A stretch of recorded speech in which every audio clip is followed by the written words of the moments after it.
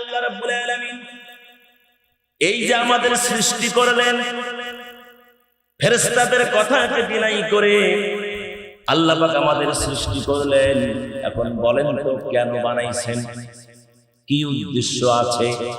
আমরা এখানে এসেছি, এই যে স্টেজ ভরা আলেম ওলামা, নামি দামি মানুষগুলো, আপনারা অনেক দামি দামি, নামি দামি কি আপনি যেই হন না কেন, এই মুহূর্তে আপনি জান্নাতি মানুষ। এর চাইতে আর কি পরিচয় আছে? এই মুহূর্তে কি আপনি জান্নাতি মানুষ? বাহিরের মানুষ আর আপনার মধ্যে আকাশ এবং জমিন পার্থক্য।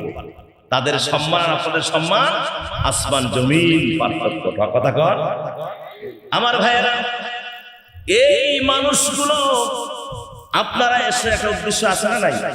আলোচনা শুনবো, রংপুরের হুজুর আসবে, আলোচনা শুনবো, আমল করার চেষ্টা করব।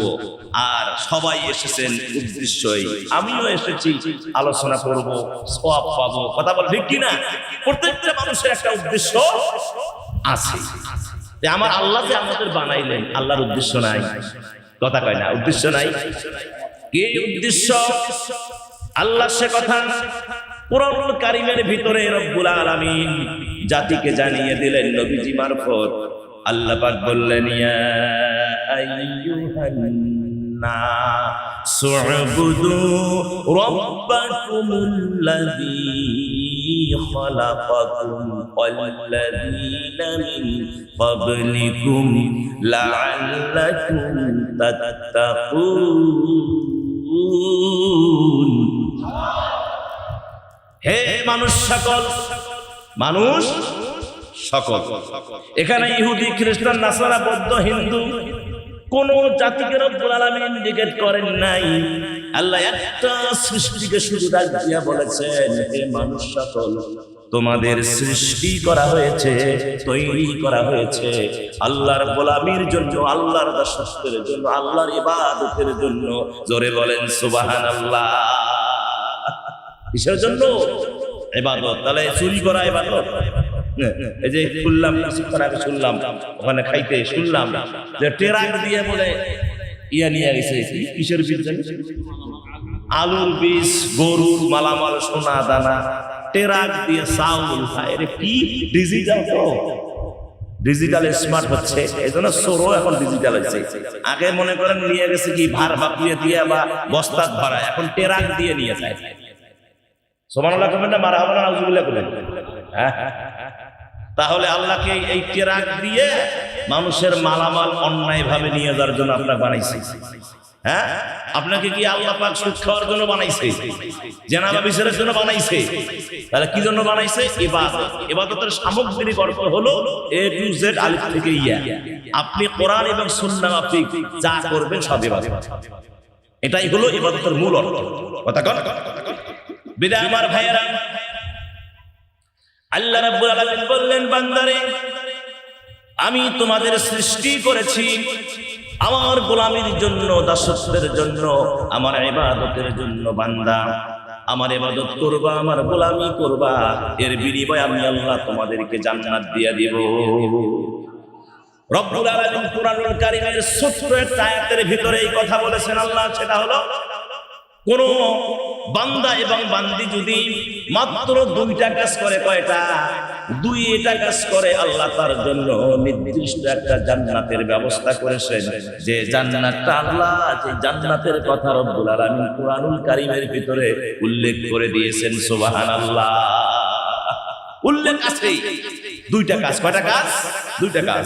রব্বুল আলামিন বললেন, ইন্নাল্লাযীনা আমানু وعملوا الصالحات كانت لهم جنات الفردوس نزلا। নিশ্চয়ই যাহারা ঈমান এনেছে এবং আমল করেছে। কি? ঈমান এবং আমল। কথা কোন ঠিক কিনা? এই দুইটা কাজ যারা করবে তাদের জন্য আল্লাহ কি দিয়েছে? জান্নাতুল ফিরদাউসের ব্যবস্থা। আল্লাহ ব্যবস্থাপনা রেখে দিয়েছেন, সুন্দর সাজগোজ করে জান্নাতুল ফিরদাউসকে আল্লাহ সুসজ্জিত করে রেখে দিয়েছেন এই বান্দাদের জন্য যারা ঈমান আনবে এবং নেক আমল করবে। সুবহানাল্লাহ। এখন আপনি ঈমানে তো এখন আনতে পারেন, খালি মনে করছে লা ইলাহা ইল্লাল্লাহ মুহাম্মাদুর রাসূলুল্লাহ, ঈমান হয়ে গেল। লা ইলাহা ইল্লাল্লাহ মুহাম্মাদুর রাসূলুল্লাহ বলতে হয়ে গেল, নামাজ নাই, রোজা নাই, হজ নাই, যাকাত নাই, কিচ্ছু নাই, লা ইলাহা ইল্লাল্লাহ মুহাম্মাদুর রাসূলুল্লাহ। ওদন ইল্লাল্লাহ, ওদন কালেমা ফকিররা ভালো থাকে। কথা কোন জানে কি জানে? আমাদের গ্রামে ফকির এসে নাই, এই লা ইলাহা এই মন্ত্র দিয়ে তারা ভিক্ষা করে।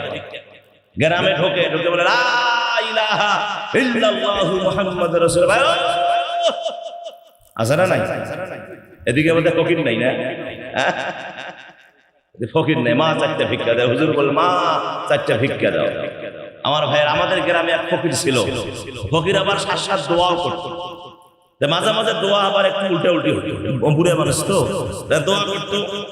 ওই ফকির বেটা আসছে, চাইছে, চাউল দিচ্ছে, বাইরে লাউয়ের জাঙ্গলি ছিল, এখন ওর মন চাইছে একটা লাউ নিবে। এই জন্য করছে কি, যে গেরস্ত আসছে, তাকে বলছে বাবা একটা লাউ দাও, লাউটা দিছে। এখন বলতেছে যে বাবা আমার জন্য দোয়া করেন।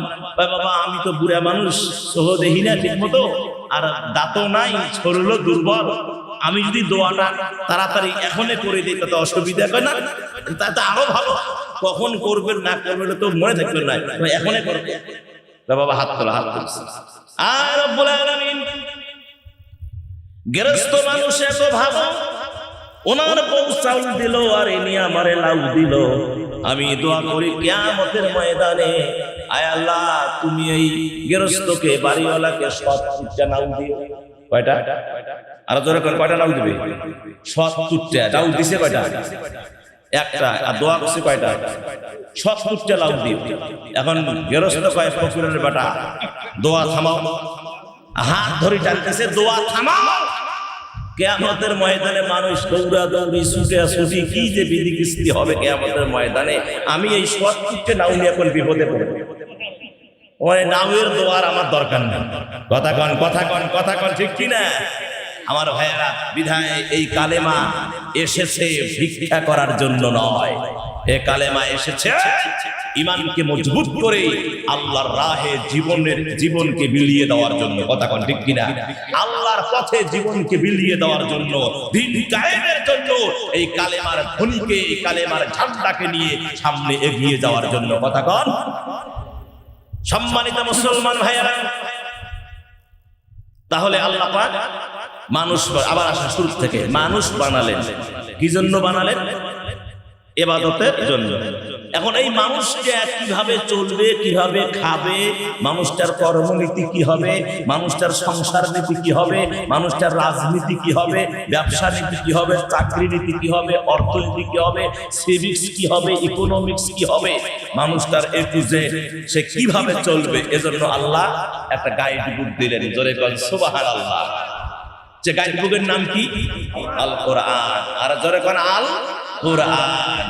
আল্লাহ পাক বলছেন, শোনেন বান্দা, রব্বুল আলামিন বললেন বান্দারে, এমন একটি কিতাব তোমারে আমি দিলাম, যে কিতাবটা তুমি যদি মানো, তুমি যদি ধরো, তুমি যদি আমল করো, অন্ধকার থেকে তোমারে আলোর দিকে নিয়ে আসবে।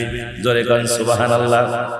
রব্বুল আলামিন সূরা ইব্রাহিমের 1 নম্বর আয়াত, কয় নম্বর আয়াত? 1 নম্বর আয়াতে আল্লাহ পাক